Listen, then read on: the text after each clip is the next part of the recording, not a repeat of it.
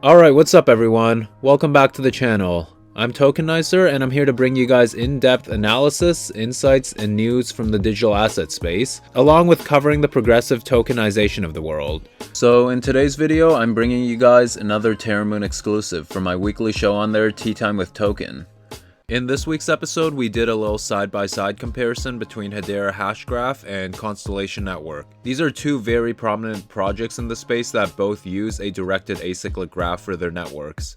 So we kind of looked at the core fundamentals and use cases for each network, then compared the adoption and applications being built on there, and then towards the end we did a little checklist of different categories and certain areas that each network shined in. So if you guys want full access to this deep dive, in addition to everything else like Brian's TA, first access to any deep research I find, and my weekly show of Tea Time with Token, where we do a bunch of deep dives into a lot of strong fundamental projects, be sure to check out Terramoon Ventures, and I'll be sure to link it right down below. And as always, if you guys do decide to join, I do have a discount code, which is Tokenice, for 25% off. And as always, none of what you're about to hear or read, or even what you get if you join Terramoon Ventures, is any form of financial or investment advice, as none of us are financial advisors.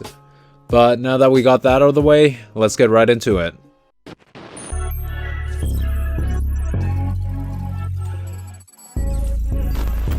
Okay, so we're doing something a little different today. We are doing a little comparison video. So I guess this isn't really a video, but little breakdown. This isn't something I normally do. I usually like to go by projects one by one and pick between them based on their pros and cons.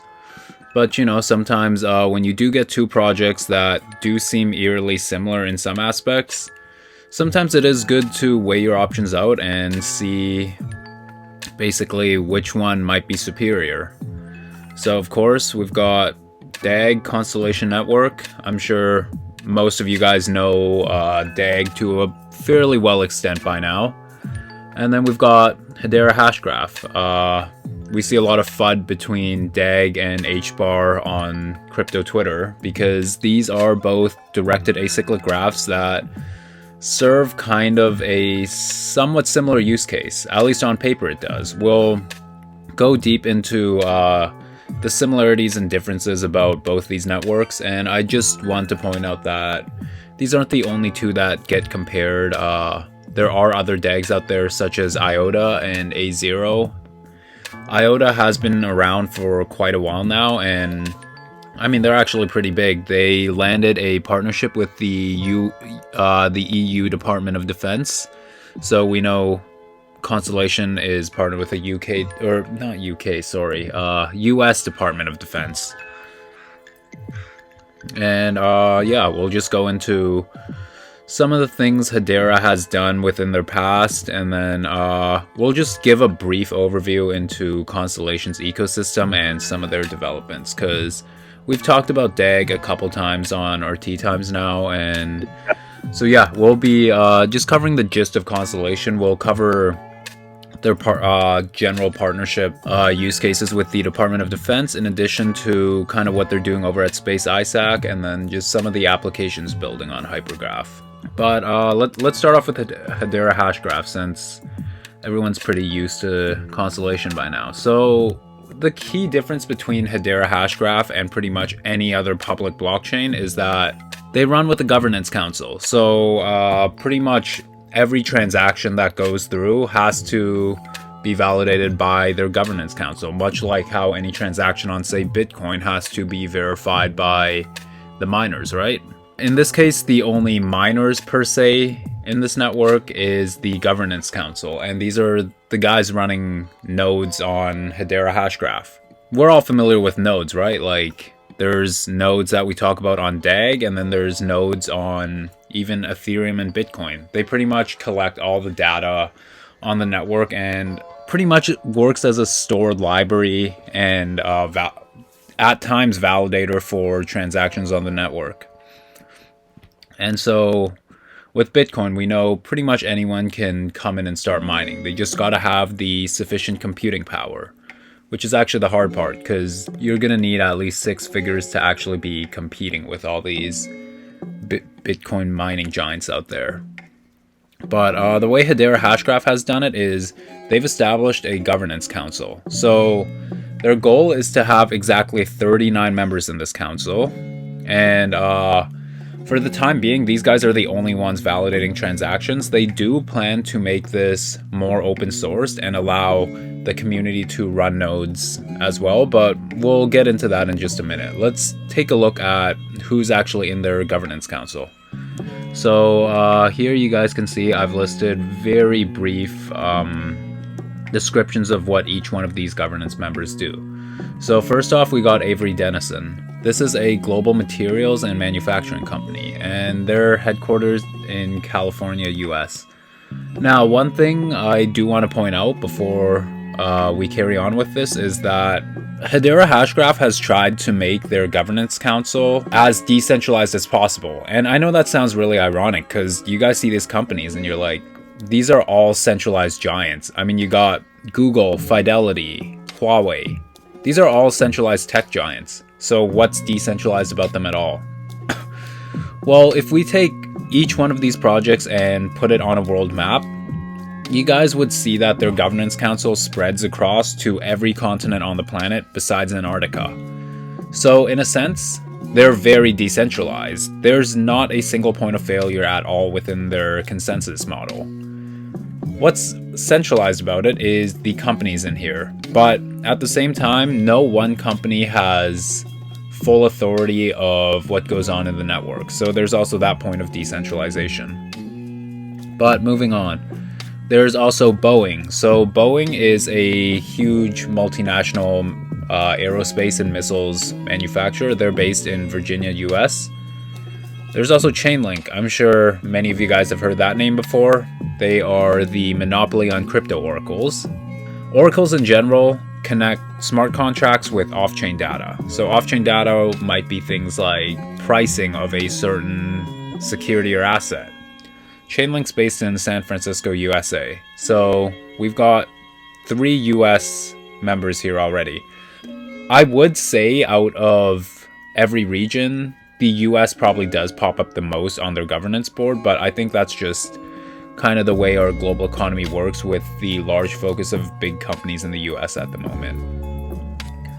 There's DBS. This stands for the Development Bank of Singapore, and they're a multinational financial institution, and they actually held the title of Best Bank in the World in 2018. How they go about and measure that statistic, I'm not sure. But so here is one of their members that isn't based in the US. They're based in Marina Bay, Singapore. And then next up we got Dentons. This is a really interesting one. This is the world's 5th largest law firm by revenue. And they aren't actually headquartered anywhere. They are decentralized. They operate around the world in multiple different regions, and they have pretty much employees pretty much around the world.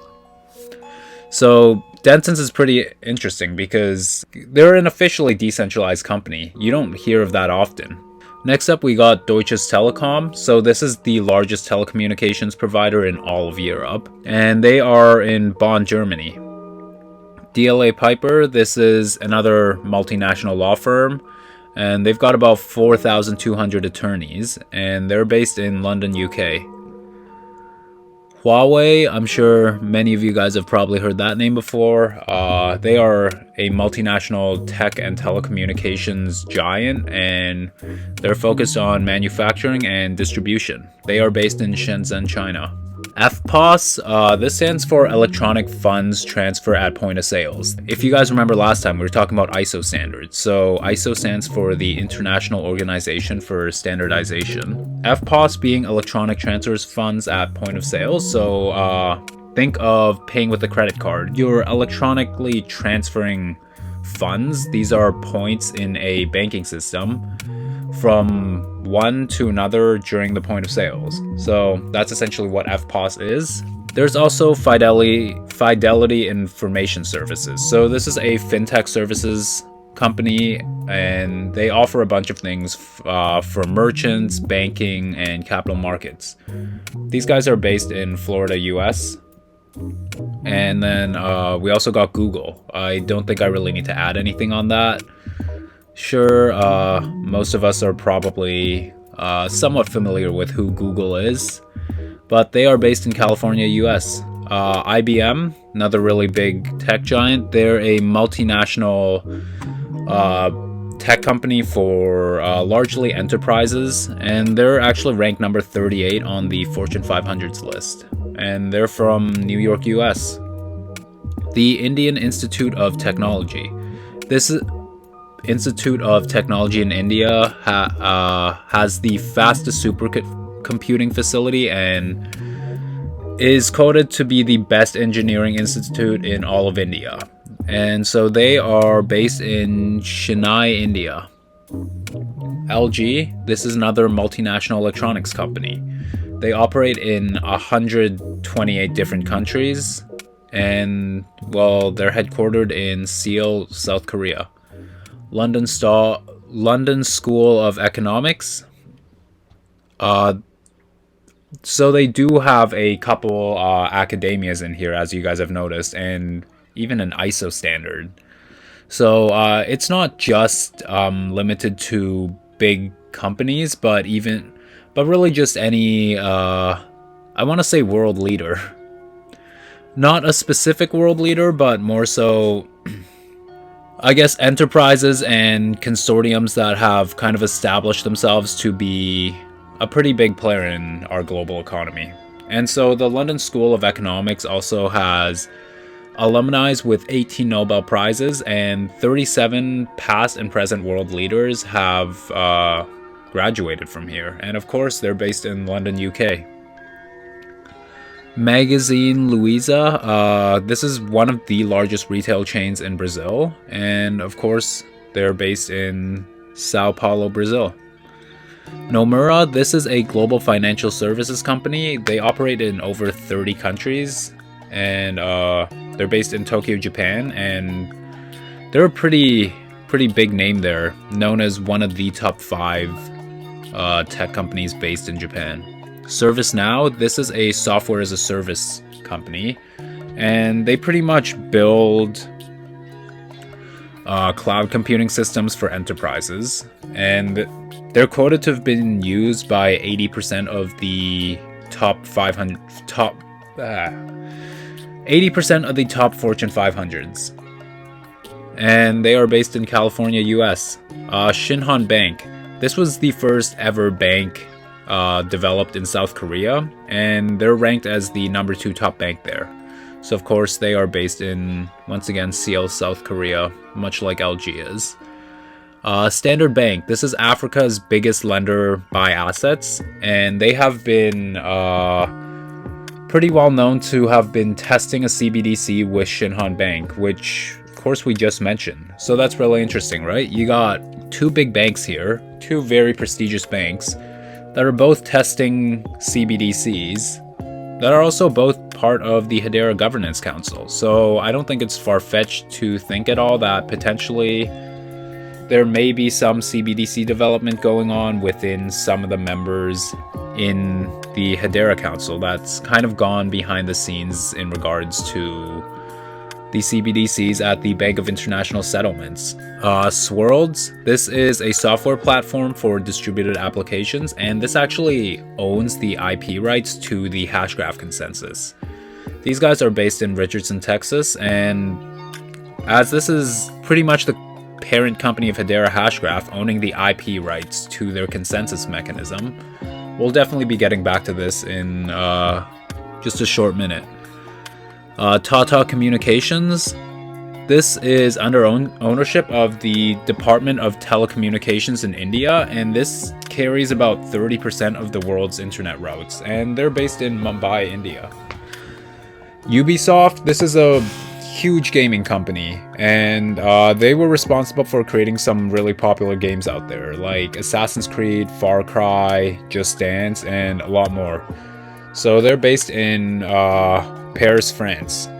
Alright, then we've got UCL, University College London. This is ranked the 17th most prestigious university in the world, and they're based in London, UK. there's not all too much info on UCL aside from that, though they are partnered with Vector Space AI. I did cover this in a previous tea time where they had built out a relationship model network and presented it at multiple science conventions. Next is Wipro. This is a multinational IT company, consulting firm, and business processing firm, and they're based in Bengaluru, India. Then we got Zain for the last member for the time being. This is a telecommunications company that's holding over 50% market share in Iraq, and they're based in Kuwait City in Kuwait. I'm not actually sure where that is, but as we can see, these are all their members at the moment, and there are a few other spots they intend to fill, as 39 is their goal for the amount of governing members once they have fully laid out everything. No more, no less. Let's just look at a couple of the other details regarding Hedera Hashgraph. So regarding other utility tokens we take a look, or that we look at, they are also partnered and working with LCX and Alliance Block. So what exactly are they working to do? LCX, they're planning to integrate the Liechtenstein protocol. So this is the protocol LCX has built, and it pretty much allows automated compliance and pretty much a level of control of security tokens that are pretty much automatically encoded into any token that gets tokenized on the Hedera platform. And the partnership with Alliance Block, this one's largely focused on their Hedera consensus services. So this one is more on making sure that whoever is registering or deciding to tokenize their equity, whether to lend or to just bring in cash flow and capital, they can do so in a manner that is compliant relative to their respective jurisdictions. So clearly we can see here that Hedera Hashgraph is working to kind of build in a compliant manner and even building out an ecosystem of other networks out there. And so we were talking about Swirlds, right? You guys remember that? We just covered Swirlds, where they're pretty much the parent company to Hedera Hashgraph. So Swirlds actually started out before Hedera Hashgraph, and eventually they decided to build out this full governance council and everything, and of course the Hedera Hashgraph network was born. Now, just recently, in April 29th of this year, both the founders, Mance Harmon, the CEO, and Lehman Baird, along with the rest of the development team at Hedera, had actually resigned from the Hedera Hashgraph team to transition to work at Swirlds Labs. Now, this is really interesting. It really confused me for a minute, because I was like, why are you guys moving backwards? Pretty much why this is they want more overall control given to the governance board of the Hedera Hashgraph ecosystem rather than the team itself, right? I think this is, we're probably going to see a lot more of this with a bunch of other projects once development continues to go about, just because a lot of these networks are centralized when they start off, but the plan for them is to be fully decentralized by the time they're fully laid out their roadmap and everything.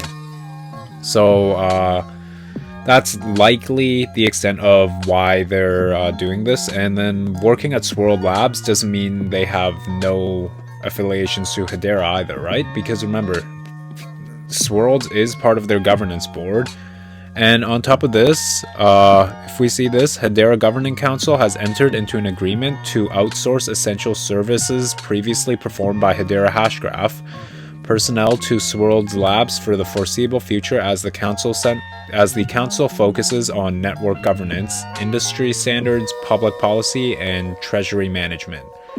So simply put, not much has really changed. It's just a lot of the core members of the Hedera Hashgraph team have moved over to Swirlds Labs, because at Hedera they're focused on having the governance council set industry standards, along with further work on governance within the network. Now, up here, I did highlight something a little interesting. So, you guys know how I feel about the World Economic Forum. I'm not a fan of them by any means because of some of their intentions, but I don't think we can deny that this is where the top 1% of money is, and pretty much anything the World Economic Forum is affiliated with is probably going to have a pretty good chance of being successful, right? Unfortunately, that's just how the world goes.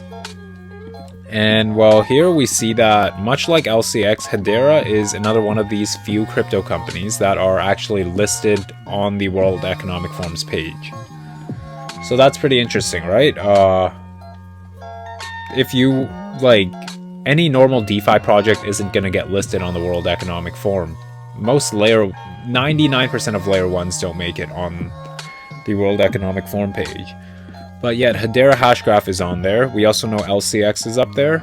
And then, on top of this, they also actually held a little podcast with some members from the World Economic Forum. So that's pretty interesting. And I should also point out that their CTO, Lehman Baird, does have some pretty close connections to not just the World Economic Forum, but of course also Monty Metzger from their partnership together.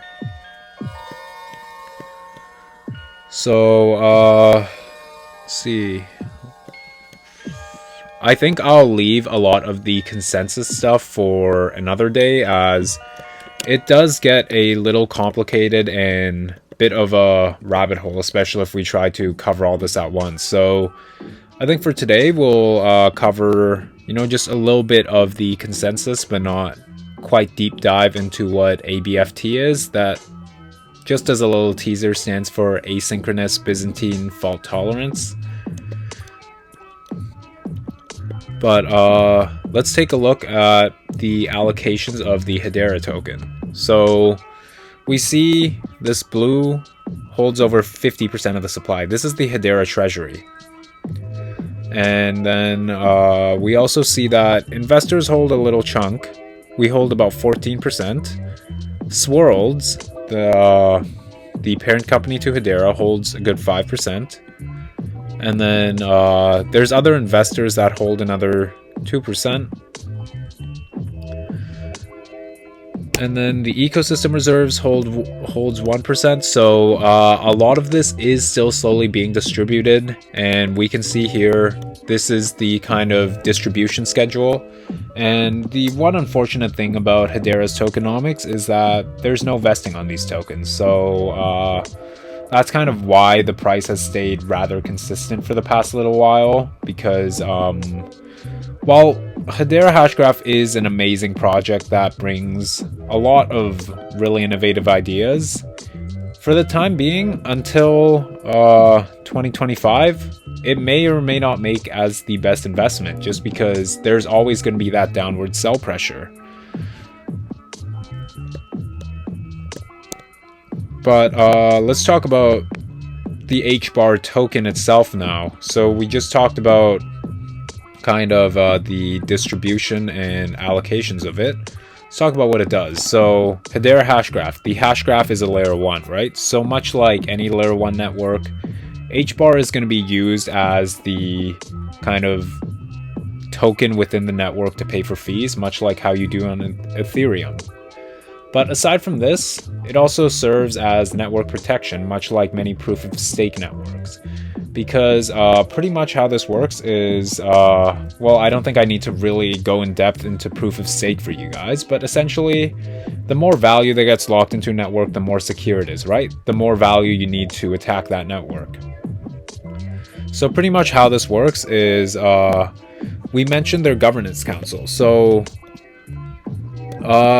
Lehman Bear has come out and said that for the time being, every one of these governance members have a very similar amount of Hbar tokens, largely for the reason that they want equality in the governance system for now.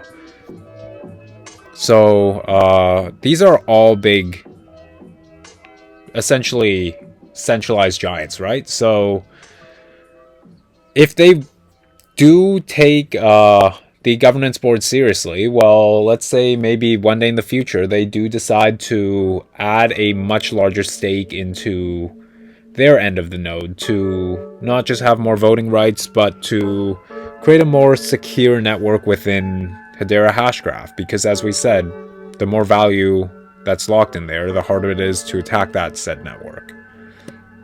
But there's also proxy staking, which is it's a pretty rare thing to see in, I guess, many public networks, just because there is that point of centralization when you're proxy staking. Proxy staking essentially is so to run your own node on Hbar. It's at the moment impossible because I don't think you can do so yet, but even once you can, they have laid out the specifications for it, and the costs are pretty ridiculous. So proxy staking allows you to stake your Hbar tokens onto another node. So this is very similar to what one of the projects on Constellation, Node Army. Only Node Army does this in a much more decentralized way by pairing certain DAG pools up to the amount of 250,000. This is just more so you staking your tokens onto another node. So this might be like Google's Hbar node or Fidelity's. But essentially, this in return allows users the kind of freedom to support their, well, I don't want to say favorite governance member, but essentially that's what it is. The one that you think is doing the best for the overall Hedera ecosystem. And in return, they get a small portion of rewards and pretty much get to, well, it creates an incentive to keep bad actors out, essentially, right? And we'll talk a bit more on bad actors next week when we cover the ABFT part. But that pretty much is the extent of how their proof of stake end of the consensus mechanism works. And so there are very negligible fees on the Hedera network, and they're actually split into 3 different ways. So there is a service fee, a network fee, and a node fee. But from my experiences on Hbar, each transaction is like a fraction of a cent.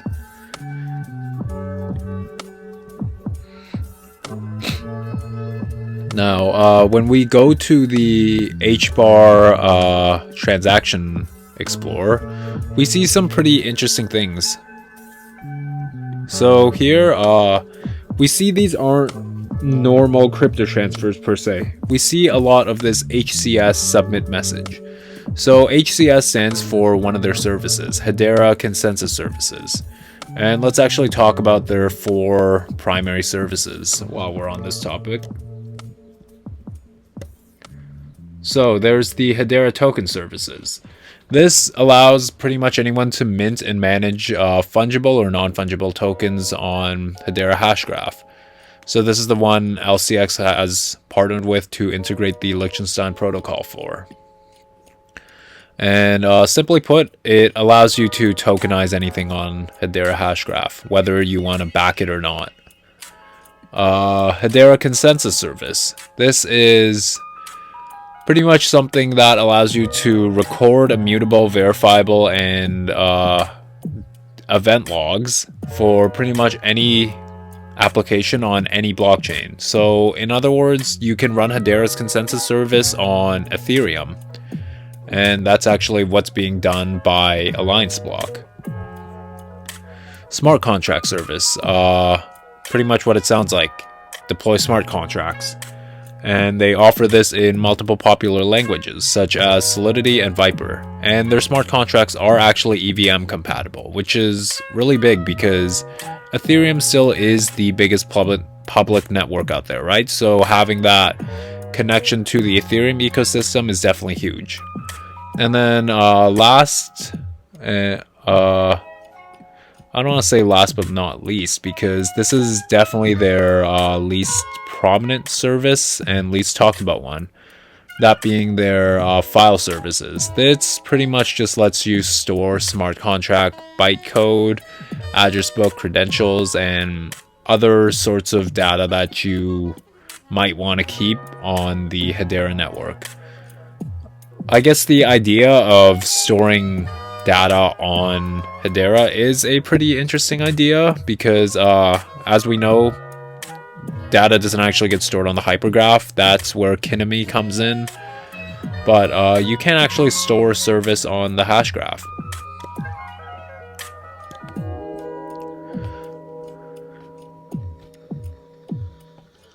And if we quickly take a look at their two founders, so we know about Constellation's work with the US Air Force, right? What many people don't seem to take notice of is Hedera Hashgraph. Their two CEOs actually had quite some experience in history working within air mobility and pretty much federal operations. So this is Mance Harmon's background. This is Lehman Baird's background. This would be Mance Harmon's, but we can see Lehman worked a good 6 years as a professor at the US Air Force for computer sciences. And on top of this, he was also a senior research scientist at the Academy Center for Cyberspace Research. So these are both two areas that Constellation Network also has some close ties with, right? They've got their partnership with the DoD, and then they are working within Space ISAC. Mance Harmon, he was a research scientist for machine learning at the Air Force Research Lab. And then he was also an instructor at the Department of Computer Sciences. And then on top of this, he was a program manager for the Missile Defense Agency. And he had actually built out a... what was this again? It was a war simulator from the movie War Games in the 1980s. So that's a bit before my time, but maybe someone here's seen it before. So yeah, I'm not trying to FUD DAG whatsoever, of course. I do hold much more DAG than I hold Hbar. But we'll get into why that is. I'll share my personal reasons in just a minute, but I just want to point that out there that, Constellation isn't the only network with ties to the US Department of Defense. And if anything, these ties from Hedera Hashgraph are actually very prominent.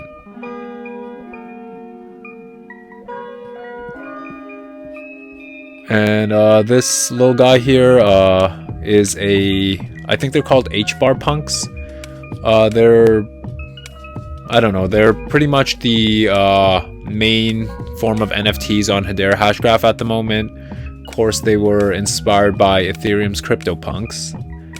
And we'll have to see how that end of the ecosystem develops, because while much of Hedera's products and services are based around enterprise and industrial use cases, they do want that end of kind of open sourceness and retail to kind of flow in and use the network as well. And speaking of applications, let's actually look at some of the applications on Hedera's platform. And this is probably this is most definitely the blockchain with the most use cases at the moment. In fact, Hedera actually holds the most transactions out of any blockchain out there most layer 1 transactions on any public blockchain, that is. I know Corda probably does multiple of what most of crypto combined does. So we see a lot of companies, right? We see companies that are revolved around tech, agriculture, retail, advertising, They even got a DEX, a lot of Web3 stuff. They have support for USDC. We see Alliance block here. And we also see some of the companies within their governance council building up here, right? We see Servicenow, and then we also see DLA Piper. And I think we're going to see a lot more of this in the near future. I personally think it makes sense for governing members of Hedera to extend their services into the Hashgraph in a kind of Web3 sort of sense. So something to take notice here, as this is a DAG versus Constellation comparison video. There's some overlap in the industries. They have an advertising sort of company, right? Constellation has their own advertising project in Alchemy. And then I know Alliance block isn't officially Hedera Hashgraph, so I won't add that in there, but Headstarter, I really don't know too much about it yet, but I think that is something to keep an eye on, because we also know that Constellation's Lattice Exchange is also a DAG-based project working in the Hedera Hashgraph, too many graphs. I'm talking about too many graphs right now. Fuck. Hypergraph, sorry. But yeah, this does say it is Hedera's IDO platform, so that does sound similar to how Lattice is like Hypergraph's sort of trademark exchange for all of their new products, such as the launching of new projects like we saw with Double Dice and GeoJam, and the Door Traffic Miner, of course.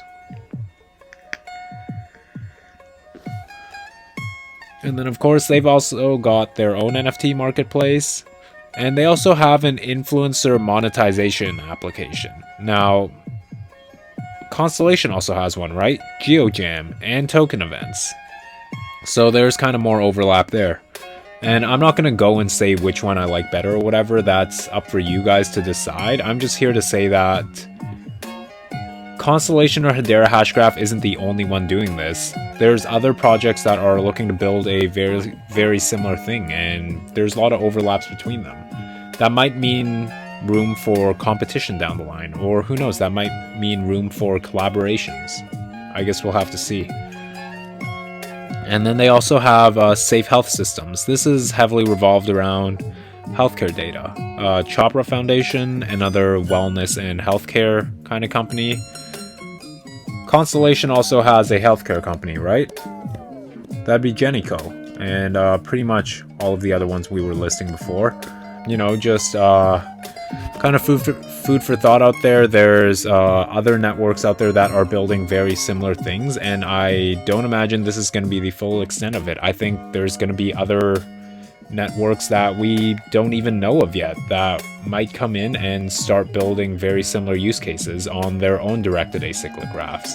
Because I say this a lot, but I don't think it gets said enough. Directed acyclic graphs make perfect sense for these kind of businesses that operate at a higher frequency, because with a blockchain, pretty much every second it's looking for that newest block to scan the data within that newest block, right? It's always looking up to see, okay, what's the next block of transactions we have to add to this chain.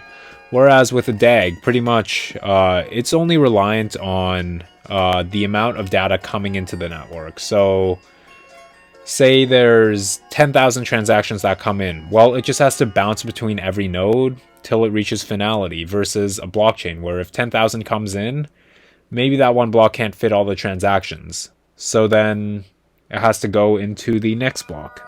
So I think in terms of overall efficiency and businesses at scale, a directed acyclic graph makes far more sense.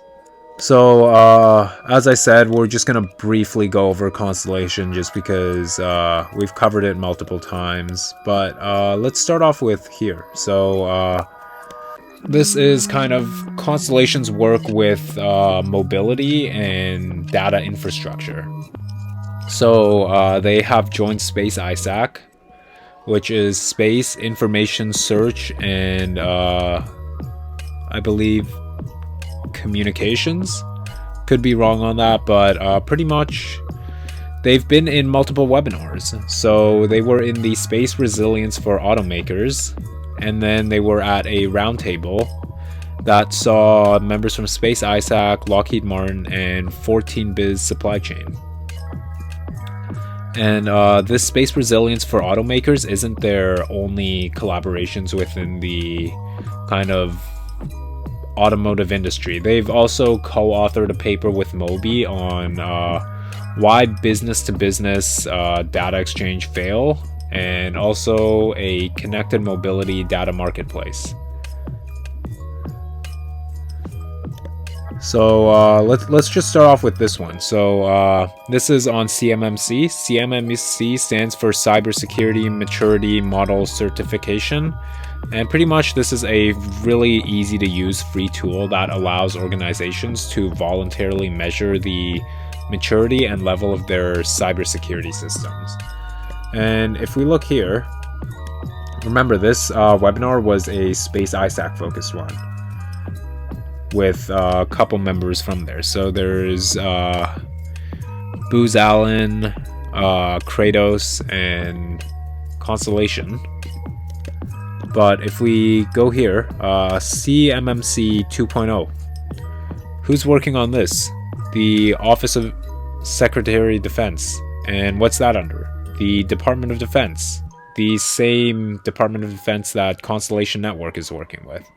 So I don't think it's far-fetched whatsoever to think that there's some overlap between kind of these three parties, or this little conglomerate of parties, because I know Kratos also has had some work with the US defense systems. And just as a visualizer, this is kind of how CMMC kind of looks like. So there's kind of basic cyber hygiene. So this includes 17 kinds of cybersecurity practices. And then there's an intermediate cyber hygiene, good, proactive, and advanced. I'm not going to go too deep into detail about the full extent of what each of these are, but let's check out a little snippet from this roundtable. Is lucky to have been part of what I believe. Appreciate. All right. So what I want you guys to see here is how, of course, this is Benjamin Diggles. Basically, how Diggles handles this conversation and pretty much controls the flow of it. I think this really shows kind of the I don't want to say level of respect, but the level that people are seeing Constellation Network in. And I'm not talking about regular people like us, obviously. I'm talking about people working at Space ISAC and within the industry. Anyone else? All right. Well, we'll move on to the next question. This is super helpful. Appreciate it. So, Constellation is lucky to have been part of what I believe is this renaissance of, other transaction authorities such as AFWorks and SBIR. And so those have been wonderful, and we're really excited, but we get in there and, then the authority to operate stuff gets smacked in our face, whether it's we need FedRAMP for data handling, we need clearance, we need CMMC, DevSecOps certifications.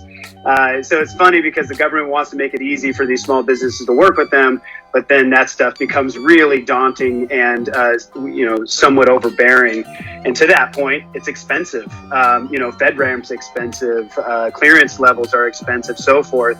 And CMMC is certainly one of those. So while talking to different firms, we heard anywhere between $20,000 to $80,000 for assessments, for upwards of $400,000 to be fully compliant. And these were like sticker shocks that we weren't aware. Of course, Ty over at CMMC didn't tell us that this was going to cost so much. But then we were pleasantly surprised to find out that the government actually kicks this money back and has ways to pay for it within the program. So cost for a business to go through the CMMC process. Who wants to take this and help kind of explain some of that?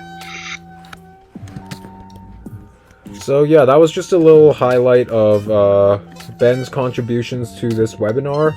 This webinar really was just a lot of technical jargon, so it was a little hard to break down what was actually essential versus just beating on a dead horse. These two were actually kind of held in private and never recorded, so we really couldn't get much content out of it. Though, if you guys look here, Constellation's actually not on here. The reason I put this up here is because it's still relevant, right? Joint All Domain Command and Control, JADC2. This is what Constellation's working with the Department of Defense. We'll get a bit deeper into JADC2 in just a moment. But let's take a look at this little highlight I put in the roundtable they had. So, obviously here we see Benjamin Diggles. And this guy, Anders Brownworth. He's worked with CBDCs pretty closely from what it seems, and then he's also worked in Circle, so USDC, as the chief evangelist. So that's a pretty interesting position, right? And he also taught blockchain at MIT. Now, what do we know about MIT? MIT is working on ODAP with Quant, IBM, and the US government, along with Intel, Visa, a whole list of others. And I know we haven't fully covered ODAP yet, but for those who remember, ODAP is pretty much this new interoperable infrastructure for the internet. It's a further build on border gateway protocols, which is what allows you to route from one end of the internet to a completely different end. That is also often referred to as TCP/IP. And, well, MIT was also the one who founded TCP/IP, so there is some precedence here. And then Circle, we know Quant is working with Center, which is the consortium that manages Circle. Not spelling Circle right there. There we go. So yeah, Quant is working on a multi-ledger USDC with Center, and Center's a big consortium of a bunch of crypto companies and fintech services. Next, let's look at this one. So this is space resilience for automakers. So this is talking about pretty much all that goes on in space versus connecting some of those points that we've learned to autonomous vehicles. So again, let's take a look at a couple snippets. Really laying in the hands of this GPS technology that if there was a threat or something was to take place, it could be problematic. So that's all I have for my slides, but I just wanted to kind of ground it here that there are some rich resources that we've done a great job on putting forth, so you can kind of dig a little deeper in some of these topics. So, with that, I just will say that Moby, while they're doing a really great job from kind of the car data perspective, there's other foundations out there that are doing some really great stuff as well. So I'm going to go ahead and take a pause. Carla, are we on track so far? Are we doing pretty good? Doing absolutely great. And, I find it really interesting, spoofed at the satellite level. I mean, who would think that this actually is something that the vehicles on the ground need to worry about? Can you just give me your thoughts on that for a second, about why that's so important and why we need to think about that? And you also mentioned the reams of data, the volumes of data coming from an AV. I mean, what then, how do those intersect? Sure. Yeah, so I mean, Alright, so I just wanted to play that quickly. That showed me two things. So that shows, you saw how that other lady from Space Isaac seemed to have been pretty engaged when Diggles was mentioning the threat vectors of satellites, right? I think that shows the attention to detail that Constellation has in terms of risks within the cybersecurity level, because The idea of satellites, I've heard Benjamin Diggles talk about the risks of those being hacked multiple times, but this isn't something you really hear from even large cybersecurity firms. So I think that shows kind of this unique approach Constellation is taking to it.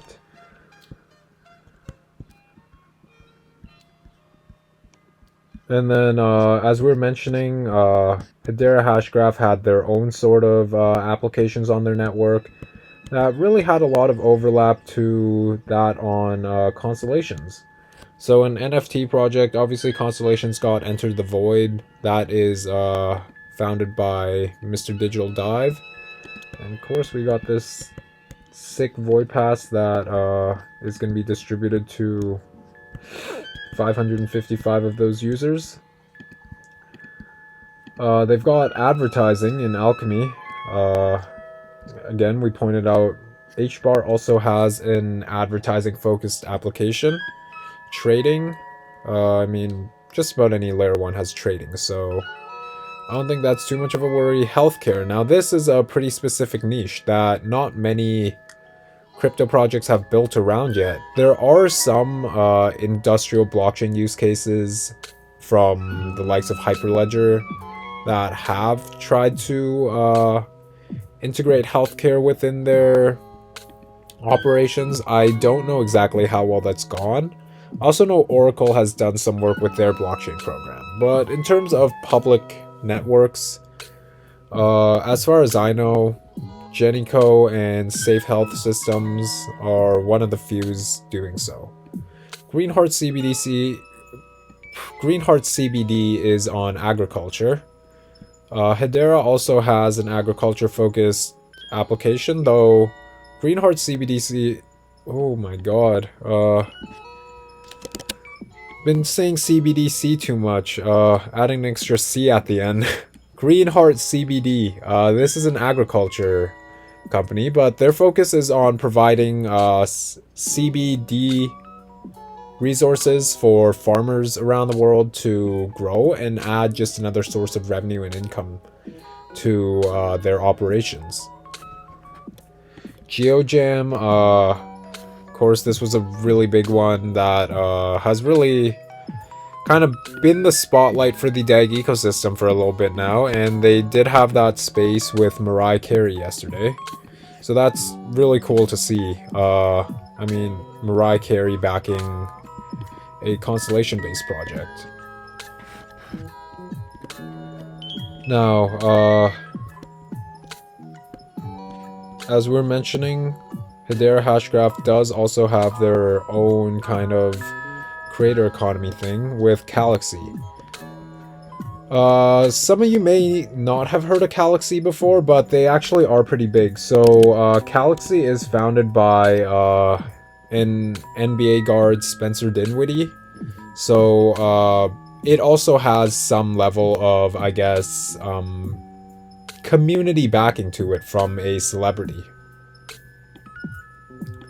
There's Double Dice, which is a pretty much online casino that is decentralized. So this is a pretty unique approach, and I don't think this is actually something that Hedera Hashgraph has a sort of counter for. I mean, they have stuff revolved around gaming, but revolved around an online casino, I don't think so. CyberLead, another really unique one, anti-cheating gaming software. This is another really rare niche that we don't see often, and again, something I don't think Hedera Hashgraph has an answer for. And I get I'm kind of saying these to, like, they're straight direct competitors, but really I think there's a lot of different use cases for each of these respective networks. And we'll get into just what these respective use cases are in just a moment. Now, regarding tokenomics, we're talking about some of the issues with the Hbar tokenomics in terms of the vesting and everything, right? And we also talked about the utility of it in terms of being a use case for security on the network, but also, of course, program or application fees. So, what's the DAG token good for? Well, The DAG token runs on generative economics. This is a concept that pretty much means that the sum is greater than the parts, and pretty much the overall ecosystem growth will equate to growth within everything in that ecosystem. So essentially, what the token does is holding DAG tokens within the hypergraph network permits access to Constellation's ecosystem and data-rich solutions, businesses, and products. Simple enough, right? So holding DAG will allow you to access some of the operations on hypergraph, whether that be solutions revolving around data, businesses that are built on DAG, or products that are on the hypergraph. And so they also run on a proof of reputable observation. And I know most of you guys do understand DAG to a pretty decent extent, so I'm not going to go too in depth into this. But essentially this creates for a very decentralized approach versus what we see in Hedera Hashgraph, which also is decentralized in a sense because, well, there's not a single point of failure in their consensus mechanism, right? They're spread around the world. But what proof of reputable observation is essentially the more good deeds a node performs on the network, the higher their reputation score is, and in return, the more DAG as reward they get. So this really incentivizes good participation on the network because not only is it going to cost a lot to kind of try and take over the network, but you're incentivized in more rewards to do provide good deeds to the overall network. So it kind of makes sense to do so. And here, so this is just further on the use cases. So staking DAG to grant increased access to network utility. Transactions per second / bandwidth. Rewards are directly tied to work performance or performed by hosting the network. In order to secure utility in DAG pretty much means transactions per second bandwidth. It's required to purchase DAG or backing in the form of DAG or layer 0 token liquidity. So this makes for a really good overall ecosystem and business incentive because DAG is literally required to further use the network. And well, if you're a high demand project or company such as the Department of Defense that's going to need as real-time data as possible, well, you're going to need more DAG, right? And I mean, those guys have the budget to go for more DAG to get extra priority and bandwidth on the network, right? And so we see here, there's again a little bit of overlap. We see LCX in both these categories, though I would say what LCX is doing with Constellation is a bit more interesting in the fact that they're actually building a state channel on Hypergraph. And then they're also working with Helium in their door traffic miner operations. They're working with Unison for the... well, they won Unison's tournament for altcoins in the first edition. So they'll be listing DAG along with other layer 0 tokens on their exchange, in addition to offering support for some of the L0 tokens, and even running Constellation nodes as part of their Supernode program. And then with Quant, of course, we know they're building smart cities, probably the biggest mission in all of crypto yet. And so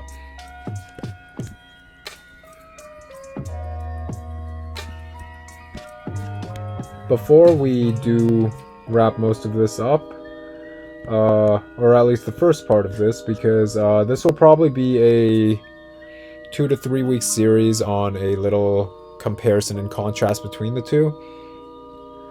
Let's go through this little general comparison. So the key differences. DAG is more focused on breaking down to data validation. So everything in their network is data, right? That's kind of their concept of layer 0. Fundamentally, everything is data. The way you guys are listening to me talk right now is done so through data.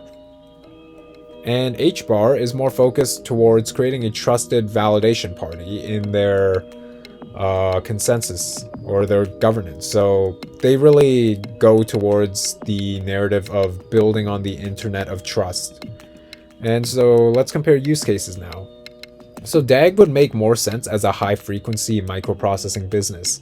So, for example, gaming, advertising, and stuff that's business to consumer or consumer to consumer. So if you think, if you try to think of a globalized Facebook marketplace, that's something where DAG could really shine, because now you have a global marketplace of people selling whatever, and it's distributed around the world. You guys could probably imagine the amount of volume and activity on there. That's where DAG would really shine, because not only are they infinitely scalable, but that would generate tons and tons of data. Hbar would make more sense for some industrial use cases in a business-to-business corporation setting, and oftentimes a more permission manner. So something that might need more authority and control. So take supply chains, for example. You can't just have that being fully permissionless or whatever. You're going to need some permission and a slight bit of centralization and authority in there, because there needs to be someone that's kind of controlling that end of things, right? Development.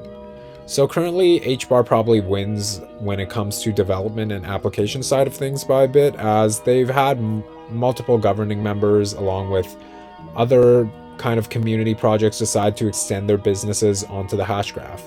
Whereas DAG certainly has a lot of unique projects on there that I'm actually really bullish on. And there's definitely going to be potential room for competition for the two of them due to kind of the overlapping between these industries that we were talking about. Just because Hbar is winning in terms of development at the moment, that doesn't mean they'll always be ahead forever. But just for the time being, I do think I have to give the development side of things to Hbar. Corporates, depending on the operations of the underlying corporation, most times I think Hbar would likely be the one to go with, given the kind of trust factor of the governing members and the longer history and recognition of not just the Hashgraph, but all these companies that are kind of in here, right? And then let's talk about governments. This is a slight toss-up between the two, because DAG has landed their partnership with the Department of Defense, which opens up pretty much every door to the rest of the federal agencies.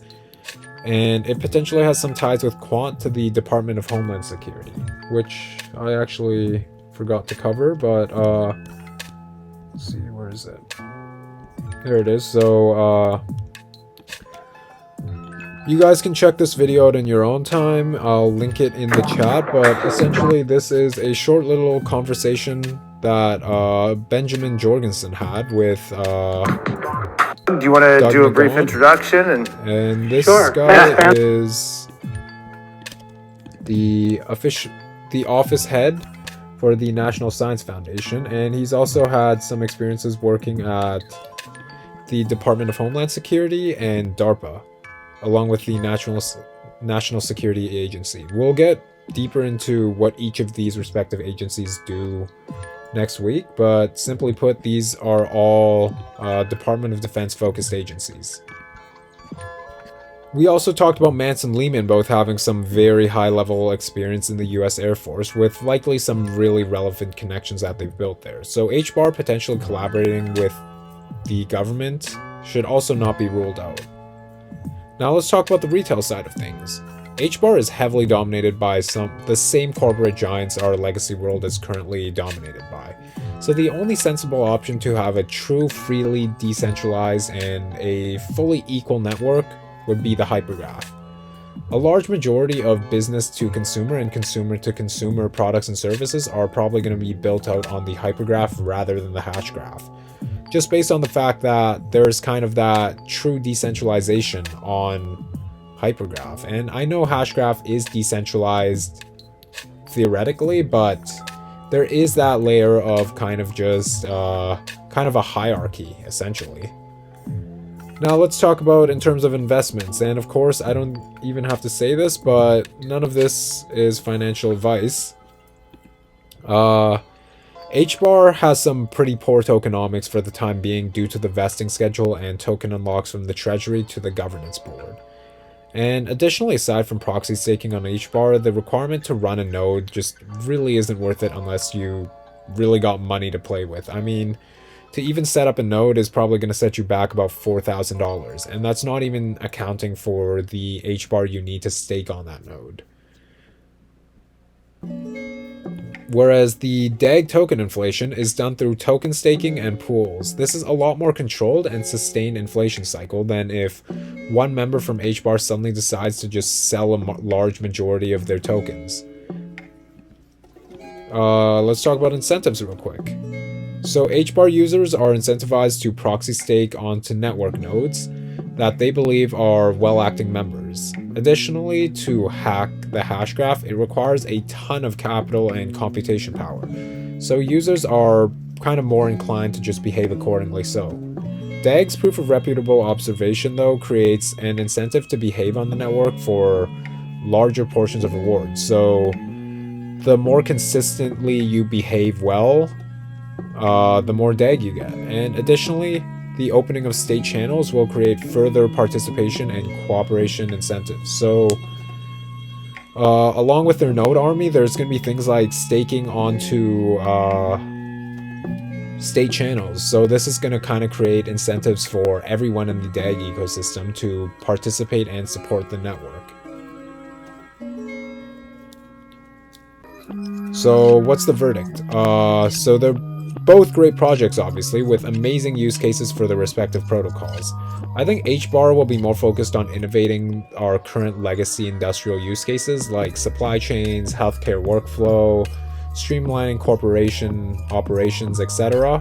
Whereas DAG's going to be more focused towards operations that require predominantly data along with machine-to-machine communication, and overall building towards just a future where applications and future use cases are more focused on our data generation. And so what's my pick? I hold both. I hold DAG at my number 2 spot and Hbar at number 7. These reasons being, Hbar is relatively larger in terms of market cap. They're at 1.85 billion market cap versus DAG's 200 million. So Hbar is almost 1,000x bigger than DAG currently is, which is pretty insane to think about.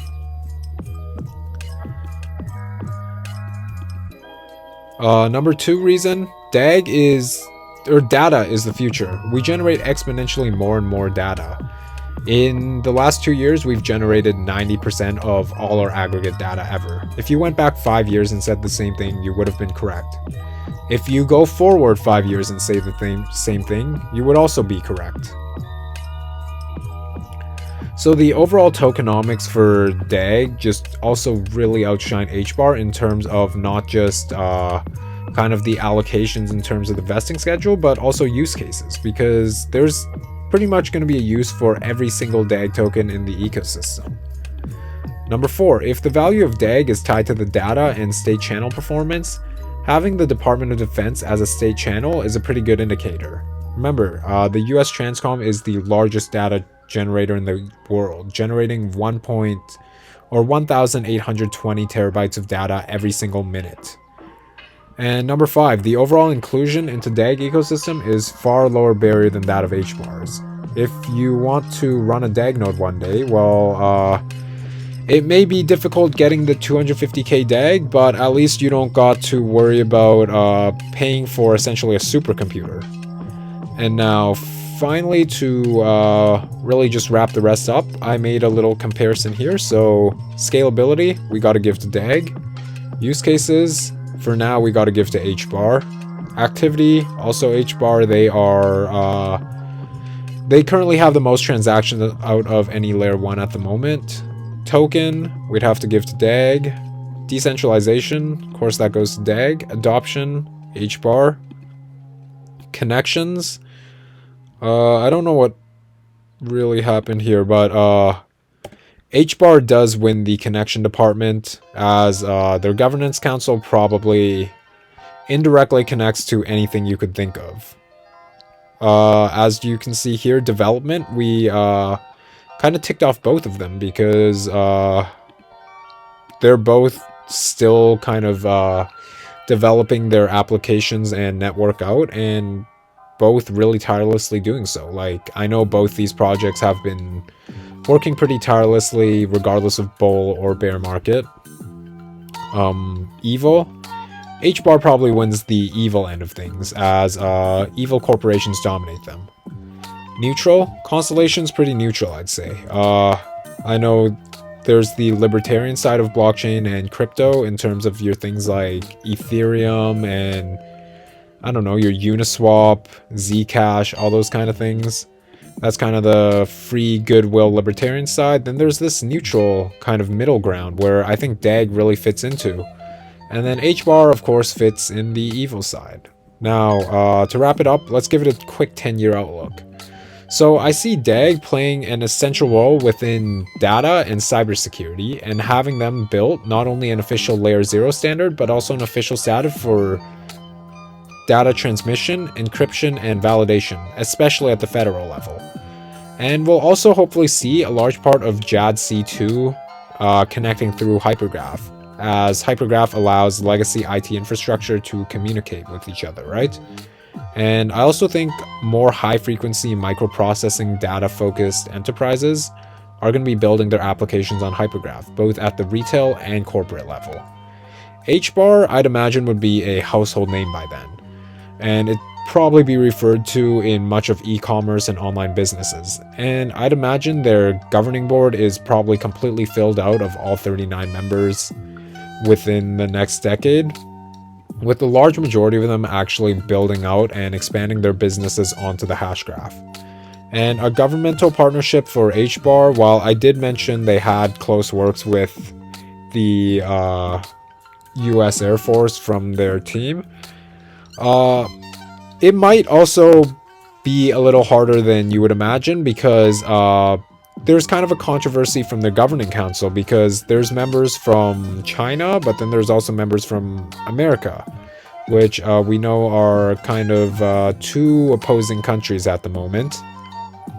And well, it might be kind of hard to justify partnering with the Department of Defense, but then also saying, oh yeah, we also have guys from China from on our governing board. But regardless, there is no doubt in my mind that Hbar will continue to thrive as a really prominent layer 1 application, especially for real business use cases, as it already is. But with that said, I think in terms of investments, I would give to Constellation DAG as a token. But if we're talking about straight equity here in terms of ownership in a company, I think I would have to give that to Hedera Hashgraph. But with that said, that is the first part of our little breakdown and comparison between DAG and Hbar. So if there's any questions, fire away.